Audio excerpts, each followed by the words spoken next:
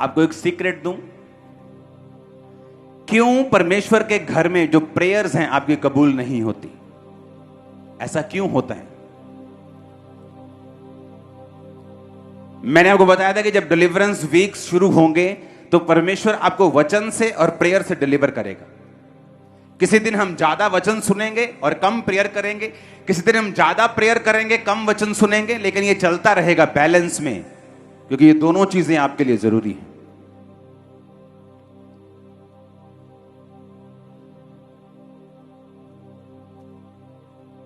परमेश्वर ने पुराने नियम में बलियों को चढ़ाने के लिए कहा था।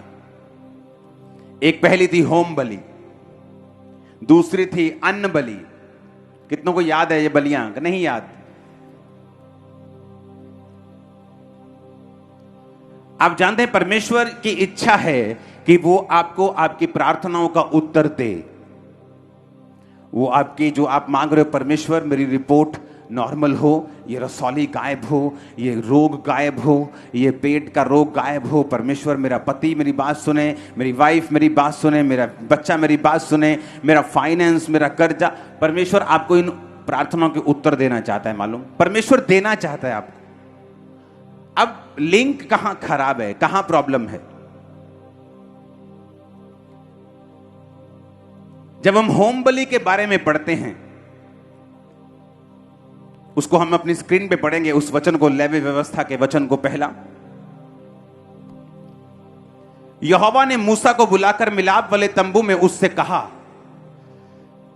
इजराइलियों में यदि कोई मनुष्य यहोवा के लिए पशु का चढ़ावा चढ़ाए तो उसका बलि पशु गाय, बैल और भेड़ बकरियों में एक का हो।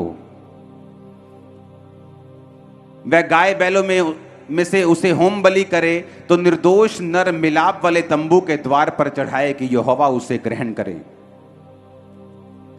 अब जब इस वचन को आप पढ़ते हैं, उसको लेके आओ पेपर्स को,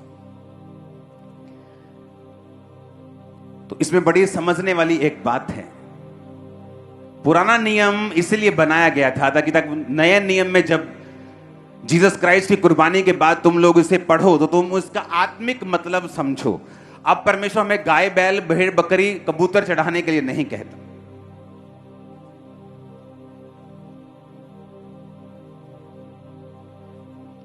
छह आयत में लिखा, फिर वह होम बलि पशु की खाल निकालकर उस पशु को टुकड़े टुकड़े करे।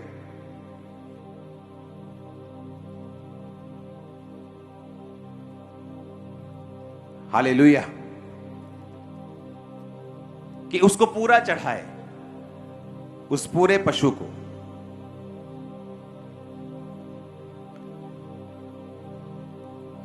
और आप जानते हैं कि परमेश्वर ने कहा कि 12 आयत में, फिर वह उसको टुकड़े टुकड़े करे, सिर और चर्बी को अलग करे, याजक इन सबको उस लकड़ी पर सजा के रखे जो वेदी की आग के ऊपर होगी। वह उसकी आंतड़ियों और पैरों को जल से धोए और याजक सबको समीप ले जाकर वेदी पर जलाए कि वह होम बलि और यहोवा के लिए सुखदायक सुगंध वाला हवन ठहरे। यदि यहोवा के लिए पक्षियों की होम बलि चढ़ाए तो कबूतरों का चढ़ावा चढ़ाए। याजक उसकी वेदी के समीप ले जाकर उसका गला मरोड़ के सिर को धड़ से अलग करे और वेदी पर जलाए और उसका सारा लहू वेदी के बाजू पर गिराया जाए।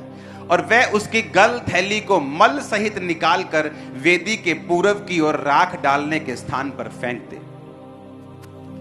जब आदम और हवा ने पाप किया, सब लोग खड़े रह के सुन सकते हैं, अगर मैं सुना सकता हूं आप सुन सकते हैं।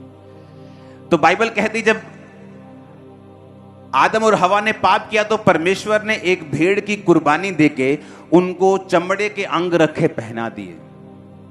तो परमेश्वर जब इंसान से अपने प्यार को दर्शाता है तो वो कुर्बानी करता है उस भेड़ की, जो आने वाले समय में जीसस क्राइस्ट की एक प्रतिमा थी, जीसस क्राइस्ट का एक प्रतिबिंब था कि जो परमेश्वर हमारे लिए करने वाला था। जब कुर्बानी की बात होती थी तो कुर्बानी इसीलिए होती थी ताकि परमेश्वर और इंसान जो हैं वो करीब आए। होम बलि का मतलब यह था कि जब तुम किसी पशु को चढ़ाओगे तो उसे कंप्लीट चढ़ाओगे, पूरा चढ़ाओगे उसे, और उसकी आंतड़ियों को धोवोगे। आंतड़ियों में क्या होता है? पशु की आंतड़ियों को खोलोगे, क्या निकलता है उसमें? गोबर निकलता है। तो परमेश्वर ने कहा उसे गोबर सहित मत चढ़ाना, उसकी आंतड़ियों को पहले साफ करना, पानी के साथ उसकी आंतड़ियों को धोकर उसके गोबर को निकाल देना और उसके पांवों को धोना। पांव में क्या लगा होता है? गोबर लगा होता है। जानवर के पांव में अगर आप देखेंगे तो आपको गोबर लगा मिलेगा। तो परमेश्वर ने कहा जब मेरे पास तुम होम बलि लेके आना, जिसे इब्रानी में कुर्बान कहते हैं, कुर्बानी कहते हैं, और जिसमें इंग्लिश में बर्न्ट ऑफरिंग कहते हैं और हिंदी में उसे होम बलि कहते हैं। एक ऐसी बलि जो पूरी की पूरी परमेश्वर चाहता है आपके साथ एक रिश्ते को कायम करने के लिए। और उसके बाद परमेश्वर ने कहा अगर वो कबूतर हो तो उसकी गल थैली को निकाल के मल सहित फेंक देना, उसके मल को मत चढ़ाना, उसके गोबर को मत चढ़ाना।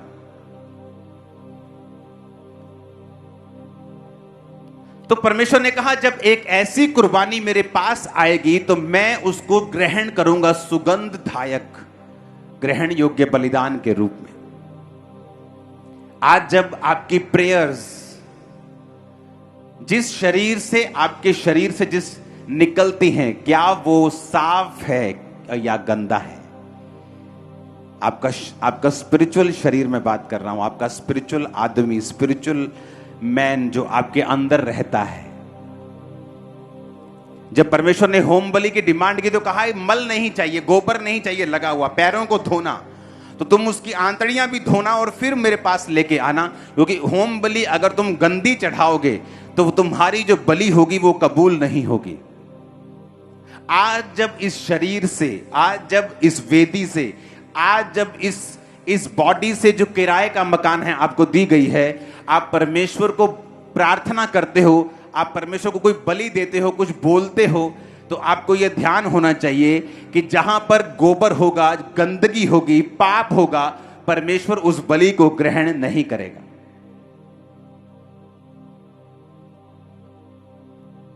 क्यों एक पास्टर संघर्ष करे? क्यों एक विश्वासी संघर्ष करे?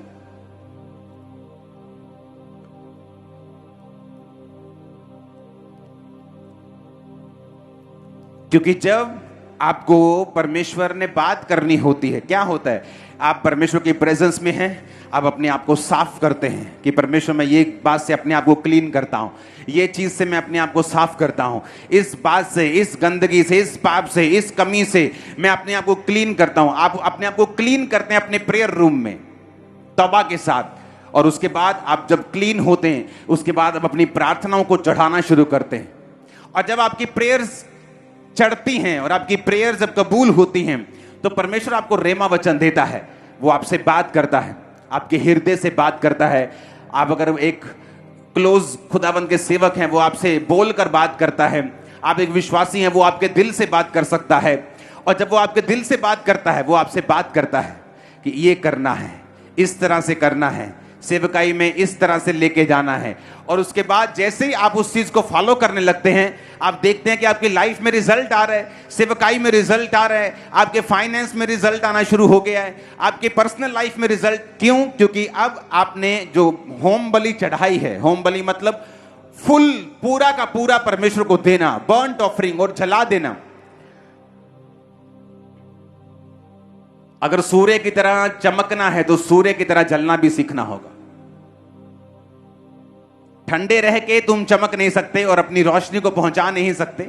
और बाइबल कहती है, परमेश्वर ने कहा जब आपका शरीर एक ऑफरिंग है, अभी परमेश्वर आपके भेड़ों को, बैलों को और बकरों को अब नहीं मांग रहा, आपका शरीर एक ऑफरिंग है।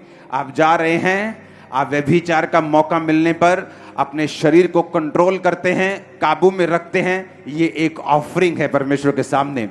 आप सेक्रीफाइस करते हैं अपनी इच्छाओं को, ये एक ऑफरिंग है। आप प्रेयर में बैठते हैं, ये एक ऑफरिंग है। आप अपने आप को काबू में रखते हैं, ये एक ऑफरिंग है। आप अपने आप को क्लीन रख के जब आप परमेश्वर के सामने भी प्रार्थनाओं को चढ़ाएंगे, वो आपसे बात करेगा। अब बात क्यों नहीं करता? क्योंकि अगर हम अपनी ऑफरिंग्स को मल सहित चढ़ाएंगे, गोबर सहित चढ़ाएंगे, तो परमेश्वर के सामने वो कबूल नहीं होती। परमेश्वर ने कहा जब तुम ऑफरिंग चढ़ाओ तो उसकी आंतड़ियों को साफ कर लो, पहले उसके गोबर को सब निकाल दो, उसके पैरों को साफ करो, पानी से धो, और फिर उसको टुकड़े टुकड़े करके सजा के रखो। पहली ऑफरिंग जो परमेश्वर आपसे चाहता है वो आपका शरीर है, वो आपकी इच्छाएं हैं, आपकी मर्जियां हैं, आपका पाप है, आपकी इच्छाएं हैं, आपके शरीर के काम हैं। जो परमेश्वर चाहता है आप उसे चढ़ाकर, उसे सेक्रीफाइस करके, अपने शरीर को एक लिविंग सेक्रीफाइस बना के, एक जीवित कुर्बानी बना के, अपने अंगों को धर्म का हथियार होने के लिए सौंप कर जब आप परमेश्वर से मांगेंगे वो आपको देगा, वो आपको देगा। आप मांग के देखना ऐसे। आज क्यों यूथ संघर्ष कर रहा है, क्यों वो छोटी छोटी बातों के लिए संघर्ष कर रहा है? एक तरफ वो प्रार्थना कर रहा है और दूसरी तरफ अपनी गर्लफ्रेंड से रात को बातें कर रहा है। एक तरफ से वो चर्च आ रहा है और दूसरी तरफ से वो ब्लू फिल्में देख रहा है। इसीलिए वो स्ट्रगल कर रहा है, क्योंकि इसीलिए जब वो कुर्बानी देता है उसकी कुर्बानी क्लीन नहीं है, उसकी कुर्बानी में गंद मिला हुआ है, डर्ट है, मिट्टी है, मल है, गोबर है, उस गंदगी है। और बाइबल कहती परमेश्वर के सैक्रिफाइस को जब हम नियम से नहीं चढ़ाएंगे तो वो कभी भी कबूल नहीं होंगे। परमेश्वर ने कहा कैन, तेरी ऑफरिंग को मैं कबूल नहीं कर सकता। क्यों? ये नहीं कि उसने गलत एनिमल चढ़ाए थे या कमजोर एनिमल चढ़ाए थे। परमेश्वर ने कहा बलिदानों के चढ़ाने से भी उत्तम यह है कि तुम यहोवा की आज्ञाओं को मानो।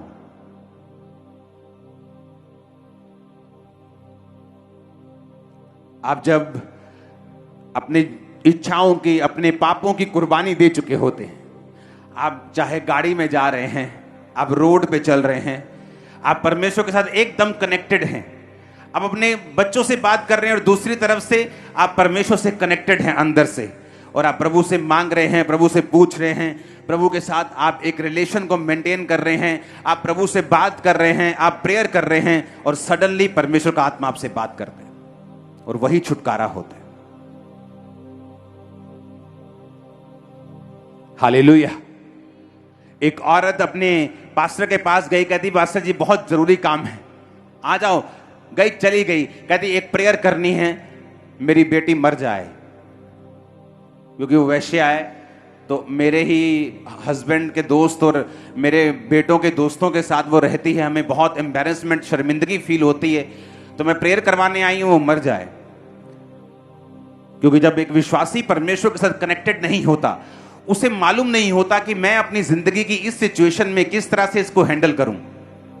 वो कभी कभी शरीर से हैंडल करता है, कभी गुस्से से हैंडल करने की कोशिश करता है, कभी संसारिक रीति रिवाजों से हैंडल करने की कोशिश करता है। लेकिन हम ये भूल जाते हैं कि जहां कहीं परमेश्वर का आत्मा है वहां आजादी है। अगर हमें रियल डिलीवरेंस चाहिए तो हमें वो आवाज चाहिए जो आत्मा हमें दे, जो पवित्र आत्मा की ओर से हो। वो पास्टर परमेश्वर के साथ जुड़ा हुआ था, वो स्वर्ग में है। जो परमेश्वर ने उससे कहा कि इसको बोल कि दर्शन देखे, घर जाए प्रेयर करे, दर्शन में देखे कि इसकी लड़की ने व्हाइट कपड़े डाल के प्रीचिंग करनी स्टार्ट की है, तौबा कर ली। रोज घर जाती थी, वो रोज घर बैठ के प्रार्थना करती थी। जब घर गई तो एक विजन देखती थी कि परमेश्वर मैं तेरा धन्यवाद करती हूं, और प्रेयर करने लगी अपनी बेटी के लिए कि उसकी लाइफ बदल रही है। एक दिन दरवाजे पे नॉक नॉक होता है, वो जाती है, वही बेटी खड़ी होती है रोती हुई। उसने कहा मैं सुसाइड करने के लिए जा रही थी, लेकिन मेरे दिल में आया कि तू एक बार अपनी माँ से मिल ले, उसके बाद फिर तू देखना, अगर तुझे एक्सेप्ट करेगी ठीक है, नहीं तो फिर तू सुसाइड कर लेना।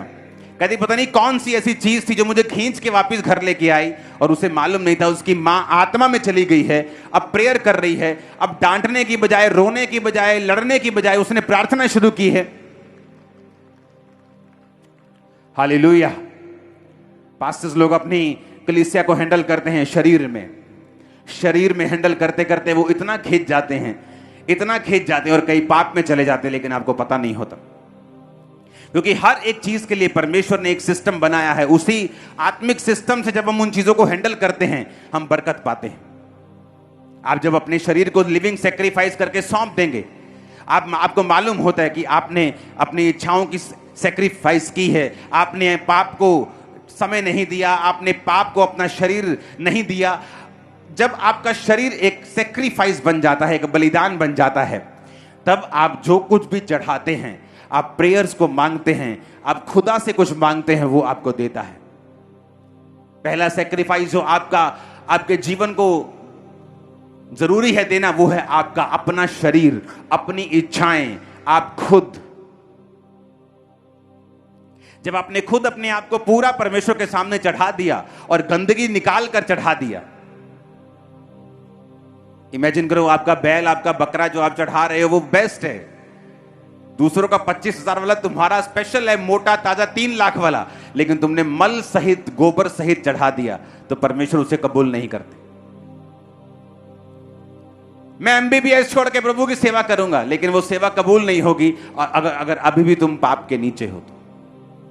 और जब परमेश्वर के साथ आपका कनेक्शन बन जाएगा, आप खाना बना रहे हैं लेकिन आपको कनेक्शन बनाना परमेश्वर के साथ आ चुका है, आपको मनन करना आ चुका है, परमेश्वर से बात करनी आ चुकी है, आपको मालूम हो चुका कि आपका शरीर एक लिविंग, एक जीवित बलिदान के रूप में आपको परमेश्वर को चढ़ाना है, तब आपके पास टाइम नहीं होगा चुगलियां करने का, आपके पास टाइम नहीं होगा फालतू चीजों को करने का। आपको मालूम है परमेश्वर के साथ आपका कनेक्शन बना हुआ है, और जब ऐसा कनेक्शन बिल्ड हो जाता है, मैंने कहा इम्पॉसिबल है कि आप रॉन्ग कैरियर चुन लेंगे। अगर आप स्टूडेंट हैं तो इम्पॉसिबल है कि आप रॉन्ग बिजनेस में चले जाएंगे, इम्पॉसिबल है आपकी सेवा में रिजल्ट नहीं आएगा, इम्पॉसिबल है आपके बच्चे आपके साथ रिजल्ट नहीं देंगे आपकी लाइफ में, इम्पॉसिबल है ये। क्योंकि आपको हर चीज में मालूम होगा कि परमेश्वर का वचन इसमें क्या कहता है और परमेश्वर का आत्मा इस चीज में क्या कहता है। क्योंकि छुटकारे के लिए ये बहुत अधिक जरूरी है, क्योंकि जैसे ही आप सेक्रीफाइस करते हैं, क्या आता है ऊपर से? छुटकारा। एलिया ने सेक्रीफाइस किया, क्या निकला ऊपर से? छुटकारा। इजरायली छुड़ाए गए, उसने वेदी को बनाया, सेक्रीफाइस किया, आग उतरी, उसके बाद वो पूरा इजराइल जो है वो शैतान के और जादू और टोने के नबियों से पूरा फ्री हुआ और परमेश्वर ने उन्हें छुड़ाया। तो जब भी आप सेक्रीफाइस करेंगे, आप अपनी डिलीवरेंस कर रहे हैं। आप जब भी बलिदान चढ़ाएंगे, आप अपने डिलीवरेंस को पैदा कर रहे हैं, आप अपने छुटकारे को पैदा कर रहे हैं। जो प्रेयर्स आप मांग रहे हैं वो एक्चुअली उसी बलिदान के साथ जुड़ी हुई है। पहला बलिदान है होम बलि, बर्न्ट ऑफरिंग, पूरा का पूरा अपने आप को परमेश्वर के सामने चढ़ाना। दूसरा बलिदान है अन्न बलि। बाइबल कहती जब इस्राएलियों के अन्न होता था तो या तो उसे पका के या उसे कच्चा, किसी भी तरह से वो परमेश्वर के सामने उसे लेके जाते थे।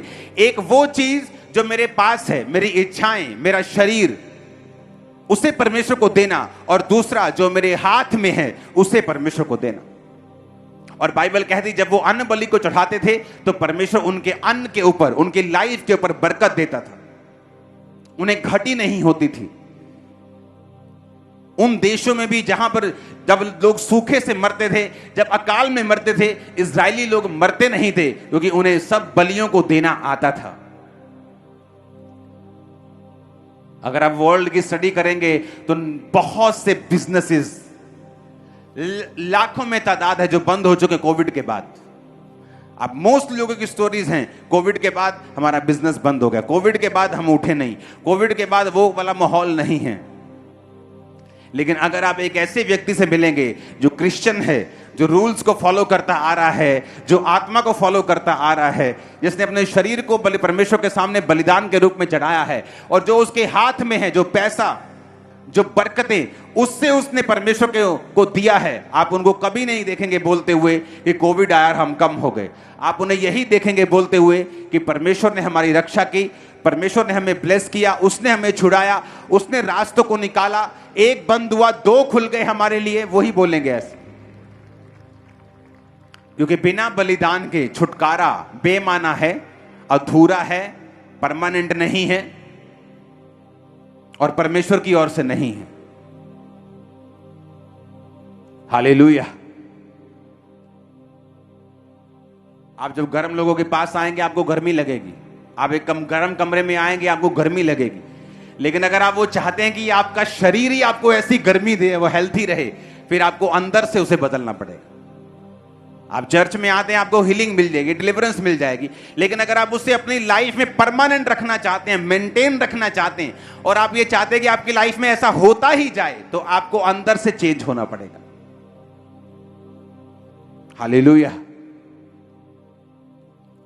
उस बलिदान को जब आप चढ़ाते हैं, आप अपने रूम में हैं, आप अपने प्रेयर रूम में हैं, और आप अपने जीवन को, अपने अंगों को सेक्रीफाइस करते हैं, अपनी इच्छाओं को, अपनी चीजों को, पाप को, अपने वो शरीर के कामों को, उस गुस्से को, उस नफरत को आप खत्म करते जाते हैं, होता क्या है, आपकी प्रेयर्स फिर रेडी हैं, आप बोलेंगे आपको मिलेगा। सिंपल है ये। लेकिन उसने कहा कुर्बानी को गोबर सहित मत चढ़ाना, उसको क्लीन करना, उसको साफ करना। अगर तुम उसे साफ नहीं करोगे तो वो मेरे सामने कबूल नहीं होगी। याजक उसे जला भी देगा, लकड़ी भी लग जाएगी, बकरा भी वेस्ट हो जाएगा, सब कुछ वैसे ही चलेगा जैसे एक अच्छी कुर्बानी में होता है, लेकिन मेरे ऊपर वो कबूल नहीं होगी। Hallelujah, hallelujah. एक मोमेंट्स होते हैं जब परमेश्वर आपसे बात करता है, और वो होता है जब आप परमेश्वर के साथ कनेक्टेड होते हैं, आप उसके साथ जुड़े हुए होते हैं, आप प्रेयर में होते हैं, मेडिटेशन में होते हैं, आप अपने जीवन को, अपनी लाइफ को लगातार एक सैक्रिफाइस के रूप में परमेश्वर को चढ़ा रहे होते हैं। वो मोमेंट्स आपकी लाइफ में हों, आपकी सेवकाई के लिए हों, आपकी सेहत के लिए हों, वो ऐसे होते हैं जब परमेश्वर आपसे एक आपके माइंड में, आपके हार्ट में, आपके कान में, आपके लेवल के हिसाब से वो आपसे बात कर जाता है, और वही बात आपके उद्धार का कारण ठहरती। और कई बार वो बात अगर ना हो, आप उसी एरिया में वही आदमी वही जगह बैठे, आप बरकत नहीं पाते, क्योंकि परमेश्वर ने जब वो आपसे वो बात करता है, वो रास्तों को स्पिरिचुअल रेलम में, क्षेत्र में ओपन कर रहा होता है। Hallelujah, hallelujah. इसलिए सेवकाई की जब शुरुआत हुई तो आपने मुझे कभी किसी मीटिंग्स में फालतू की आपने जाते नहीं देखा होगा।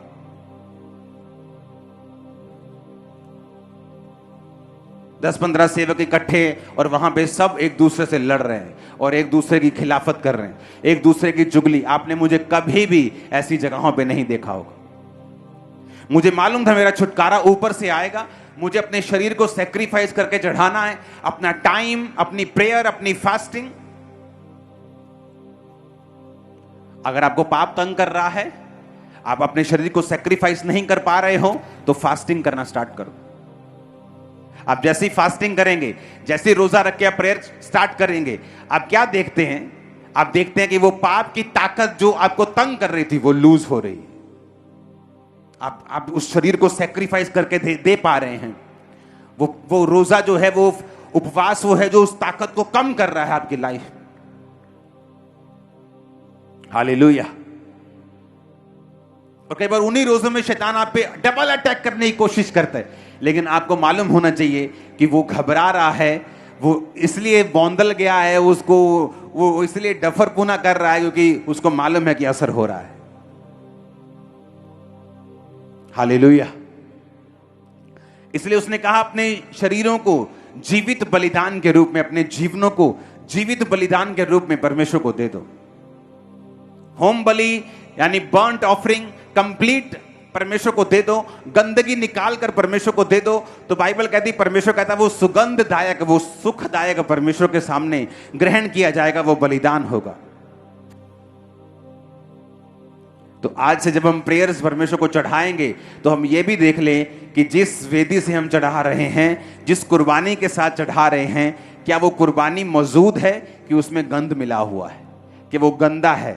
वो जीवन अगर गंदा है तो गंदे से परमेश्वर होम बलि को ग्रहण नहीं कर सकता। Hallelujah, hallelujah.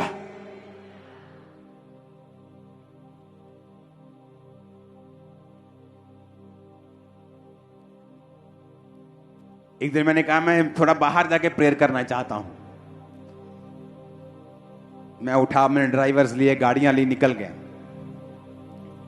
चलते चलते जब 50-100 किलोमीटर दूर चले गए हम, तो वहां जाके जब मैं एक खड्ड सी देखी, मैंने प्रेयर करने लगा वहां पे। तो मैं नीचे उतर गया जहां जानवर वगैरह होते हैं। तो मैं प्रेयर कर रहा था वहां पे। प्रेयर करता करता करता जब प्रेयर मैं कर चुका, तब परमेश्वर ने मुझे बताया था कि तू एक जगह प्रीच करेगा और लोग तुझे स्क्रीन्स पर देखेंगे। और मैं तब से कह रहा हूं मैं तब से कर रहा हूं कि चर्च मैं प्रीच करूंगा और लोग लाइव बैठकर उस चर्चेस में देखेंगे। लोगों को ब्रांच वर्ड से दिक्कत हो रही कि ब्रांच ब्रांच क्या होता है।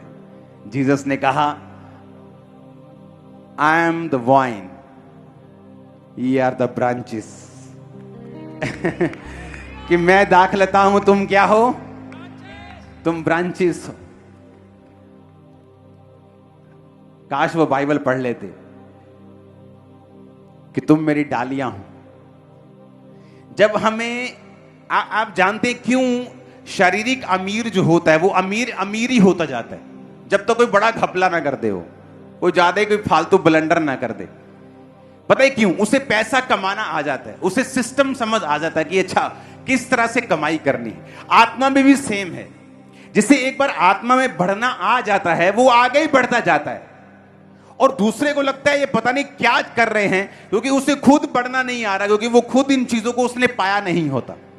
लेकिन एक बार जब आप आत्मा में बढ़ना शुरू होते हैं, आपको फॉर्मूला आत्मिक समझ आ जाता है कि ये मुझे प्रेयर करनी है, ये मुझे लाइफ सेक्रीफाइस देना है, ये जो मेरे हाथ में है मुझे वो प्रभु को देना है। मैं ऐसे आगे बढ़ता जाऊंगा, कोई मुझे रोक नहीं पाएगा। और इसीलिए आप क्या देखते हैं कि जब भी किसी ब्रांच खुलती भर जाती, एक नया चर्च भर जाता है, यहां नई जगह फिनिश, बड़ी जगह ले ली भर गई। अभी क्या करें? क्योंकि परमेश्वर ने कहा तुम मुझसे बड़े बड़े काम करोगे। उसने ये कहा कि मेरा पिता चाहता है कि तुम बहुत सा फल लाओ और तुम्हारा फल बना रहे। उसने कभी नहीं कहा कि तुम थोड़ा सा फल लेके आओ, उसने कभी नहीं कहा। हालेलुया। आज के बाद जब आप अपने जीवन को परमेश्वर के सामने चढ़ाएं, अपनी प्रेयर्स को देने से पहले अपने आप को क्लीन करके, साफ करके, उस बर्न्ट ऑफरिंग को, उस होम बलि को परमेश्वर के सामने चढ़ाएं, ताकि परमेश्वर आपकी प्रार्थनाओं का उत्तर दे, आपकी प्रेयर्स जो हैं वो वेस्ट ना हो। क्योंकि बहुत सी प्रेयर्स, 90% ऑफ प्रेयर्स वेस्ट हो जाती हैं जब वो ये ध्यान नहीं रखते कि हमें गंदगी निकाल कर परमेश्वर के सामने कुर्बानी देनी। Hallelujah, hallelujah.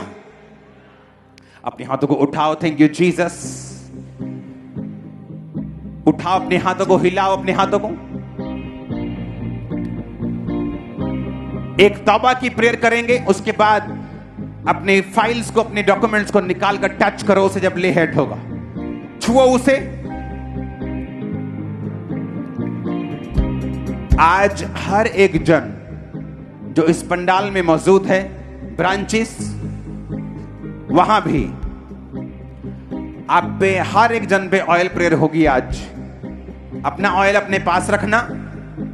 हर एक जन पे ऑयल प्रेयर होगी। आपको ऑयल के साथ टच किया जाएगा और आप रिसीव करके जा रहे हो। आमीन ऊंचा ये छुटकारा आपका होगा। मैंने कहा आमीन ऊंचा ये छुटकारा आपका